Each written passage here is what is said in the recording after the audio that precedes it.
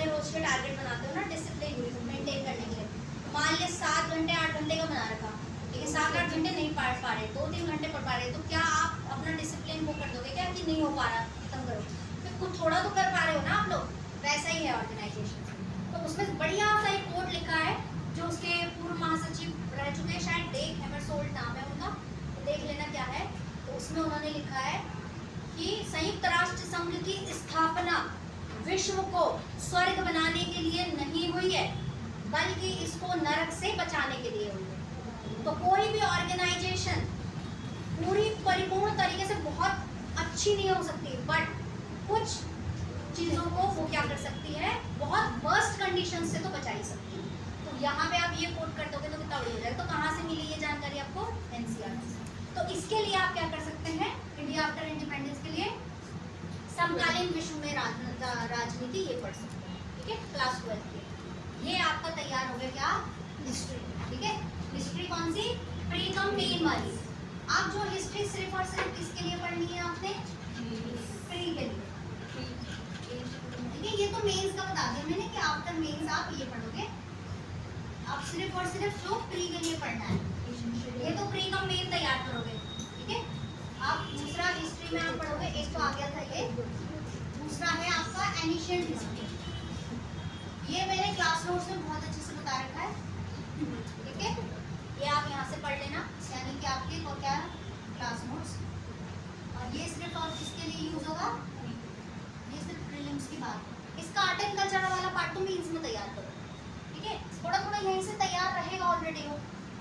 Class notes plus इसके लिए तो नोट्स एंड पढ़नी ही पढ़नी है। मान लिया किसी के पास नोट्स नहीं है और खुद से पढ़ना चाहता है, तो आप पढ़ना आर.एस. शर्मा की एनिशिएंट हिस्ट्री की बुक, शायद इंग्लिश में भी अवेलेबल हो। आर.एस. शर्मा की आती है प्राचीन भारत का इतिहास नाम से, ठीक है। एनिशिएंट हिस्ट्री ऑफ इंडिया, प्राचीन भारत का इतिहास। अपनी अंडरस्टैंडिंग दिखाने के लिए आप पढ़ सकते हैं, बट फायदा है नहीं, क्यों? क्योंकि आना ही वो प्री का है, तो इतनी डिटेलिंग की ज़रूरत नहीं पड़ेगी।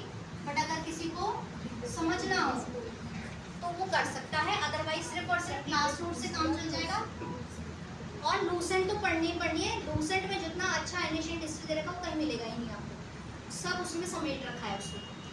तीसरा है आपका मेडिकेट, इसको तो आप ना भी पढ़ो तो भी चलेगा, ठीक है। बट 4-5 क्वेश्चन आ ही जाते हैं, बट उसकी लिमिट नहीं है। वो बड़ा रिस्की होता है, ऐसा होगा तो सही होगा तो आप एग्जैक्ट उसमें श्योर होंगे तभी, नहीं तो दिल्ली सल्तनत पढ़ते रहो इतना लंबा चौड़ा, मुगल पढ़ते रहो पूरा इतना लंबा चौड़ा। हाँ वो पढ़ सकते हो जो दक्षिण भारत वाला है, विजयनगर वगैरह वो सब आ जाता है ना, तो वो। तो इसके लिए आप क्या करोगे?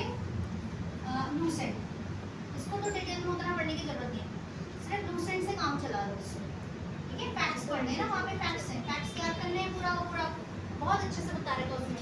अदरवाइज किसी को डिटेल में पढ़ना है तो ये एक बुक आती है सतीश चंद्र, मध्यकालीन भारत का इतिहास, Satish Chandra,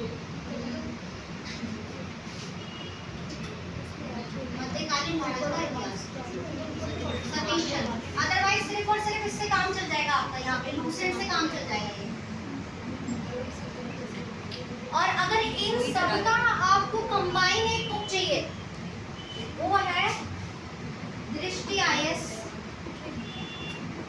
quick book, but दिक्कत ये है हिंदी में, दृष्टि आईएएस क्विक बुक। ये सब तीनों कंबाइन एक में मिल जाएगा आपको, दृष्टि आईएएस की क्विक बुक में मिल जाएगा। उसमें पूरे नोट्स टाइप अच्छे से बना रखा, बॉक्स बना रखे हैं, फैक्ट्स दे रखे बहुत बढ़िया।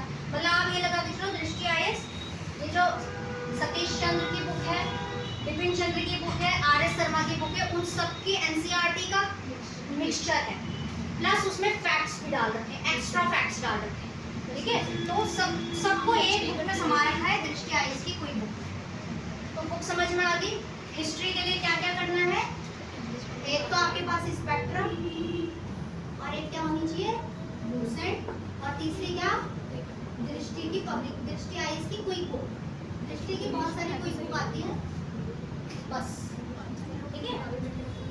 नहीं तो एनसीईआरटी की बुक भी आती है, क्लास 12 की एनसीईआरटी आती है, पार्ट 1, पार्ट 2, पार्ट 3, बट वो सिर्फ कुछ काम की नहीं हो, बिखरा हुआ है सब, एक सीक्वेंस इसमें वो है ही नहीं, ठीक है। तो इससे अच्छा है कि जहाँ पे आपको बिल्कुल लिमिटेड डाटा मिल जाए वो आप पढ़ें। तो ये हो गया आपका किसके बारे में, हिस्ट्री।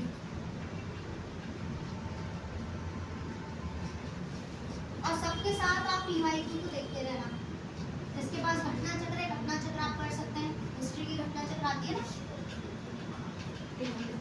बहुत सारे विषयों की घटना चक्र आती है, तो ज्योग्राफी और हिस्ट्री की घटना चक्र तो कर लेनी चाहिए अगर आपको पीवाईक्यू पढ़ने हैं, क्योंकि उसमें क्या मिल जाएगी आपको, वेरिएशन।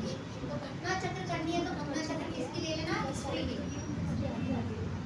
और एक ज्योग्राफी की। हिस्ट्री ज्योग्राफी की घटना चक्र कर लेना, और बाकी विषय की करने की जरूरत नहीं। पॉलिटी लक्ष्मीकांत से हो जाती है, इकोनॉमिक्स भी हो जाती है, इकोनॉमिक्स में कोई दिक्कत नहीं, क्योंकि वो बहुत ज़्यादा पीवाईक्यू वगैरह से वो हैंडल हो जाता है, वो उसमें दिक्कत नहीं होती आपको। दूसरा रहा एनवायरमेंट। एनवायरमेंट की बहुत डिटेलिंग क्वेश्चन IAS मार्क है, तो वहाँ के लिए बहुत उपयोगी है। तो यहाँ के लिए उपयोगी है घटना चक्र अगर आप पढ़ना चाहते हैं, क्योंकि इसमें ही है ना वेरिएशन कि यूपी में कैसा पूछा, राजस्थान में, UPSC में, तो यहाँ वेरिएशन मिल जाएगा। तो अगर घटना चक्र पीवाईक्यू में पढ़नी है तो ये पढ़ सकते हैं, ज़्यादा बर्डन नहीं रहा, ठीक है। दूसरा विषय आ जाओ।